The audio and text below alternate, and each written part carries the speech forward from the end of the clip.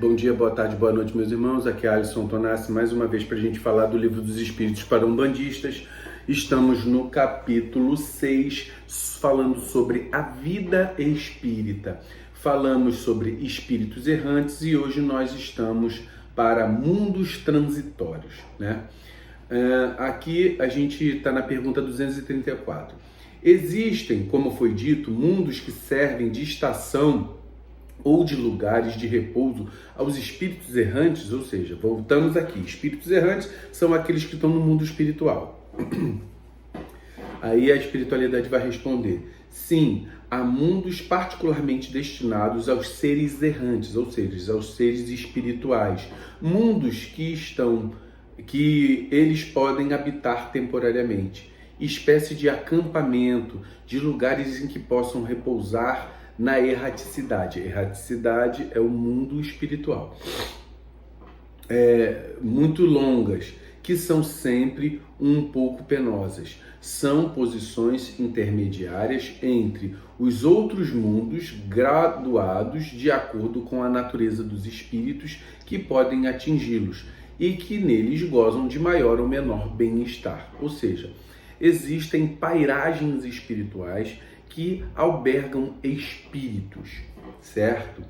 E aí vai depender do grau espiritual. Pergunta 234A. Os espíritos que habitam esses mundos podem deixá-los à vontade? Ou seja, a espiritualidade vai responder, sim, os espíritos que se encontram nesses mundos podem deixá-los para seguir o seu destino.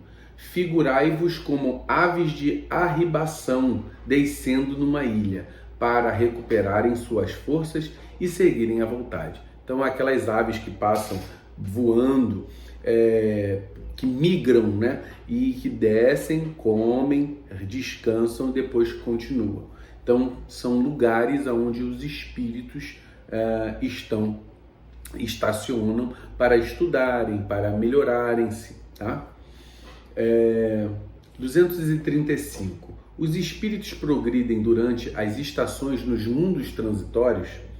Certamente, os que assim se reúnem têm o fito de se instruírem e poder mais facilmente obter a permissão de ir a lugares melhores até chegar à posição de eleitos, ou seja, espíritos puros. Então, ali para que serve? Como para tudo desse universo. A Terra serve para aprendizado, os mundos transitórios servem para aprendizado. Tá? Pergunta 236. Os mundos transitórios são, por sua natureza especial, perpetuamente destinados aos espíritos errantes? Ou seja, existem esses mundos, eles só servem para isso?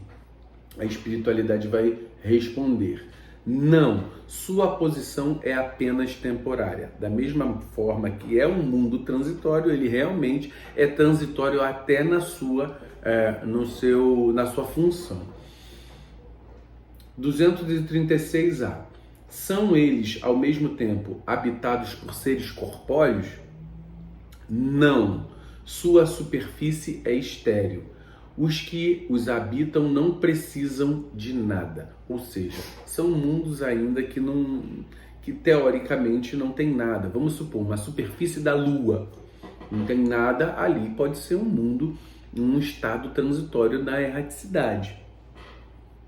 236B. Essa esterilidade é permanente e se liga à sua natureza especial? Não. São estéreis transitoriamente, tá? Ou seja, por exemplo, um mundo, vamos colocar, estão estudando Marte. Marte já teve água e lá existem córregos, rastro de córregos, onde já estudaram a presença da água. Será que lá existia alguma função animal materializada? O fato é que nós não sabemos e estamos estudando. A Marte, a sua superfície é estéril, é só poeira e pedra. Marte poderia ser um mundo transitório para espíritos que, como Kardec fala, aonde é o lugar do espírito? Todos os espaços do universo, tá?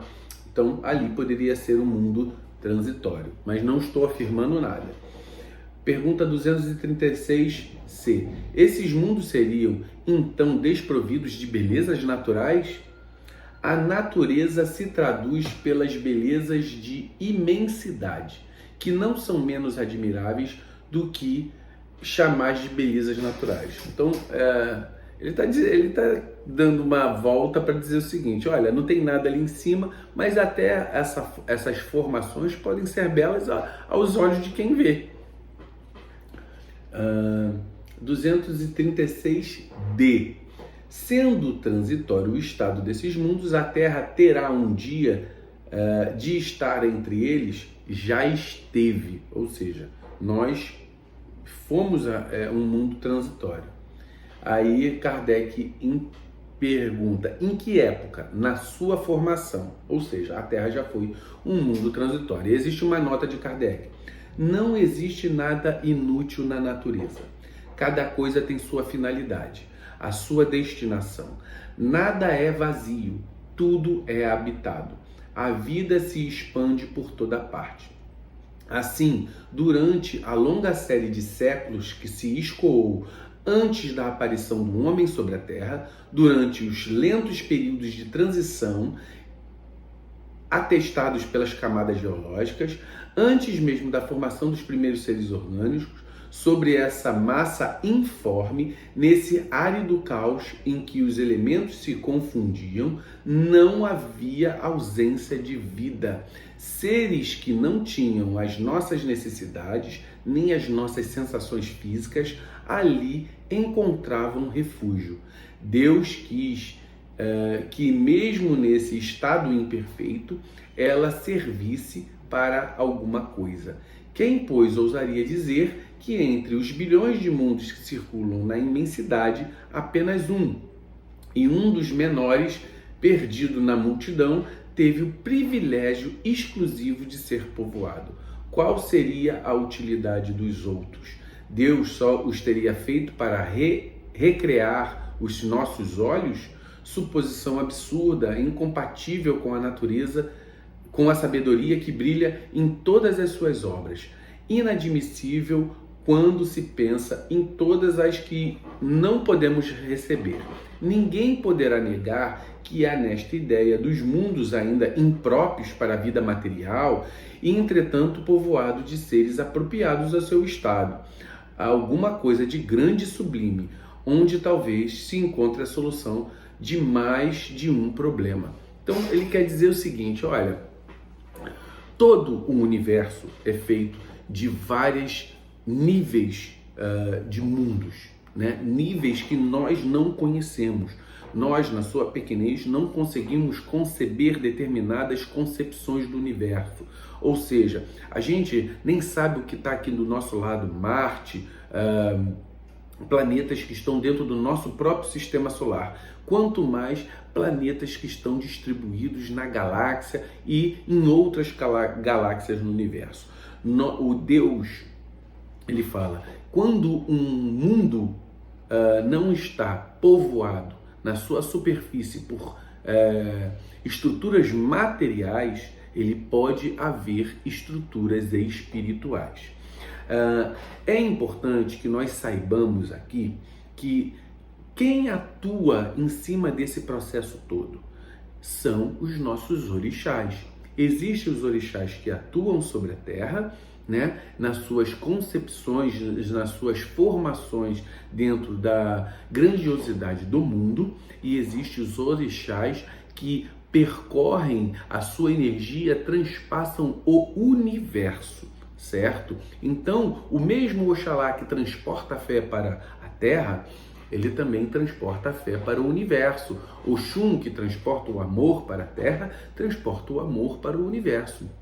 E todos os lugares, como diz os espíritos, que são habitados por espíritos, talvez não por seres materiais, mas por espíritos, ali também atuará a nível dos nossos orixás, levando o amor, a fé, a justiça, a lei, e o conhecimento, a transmutação, toda a geração, todas as coisas, elas estarão também no universo.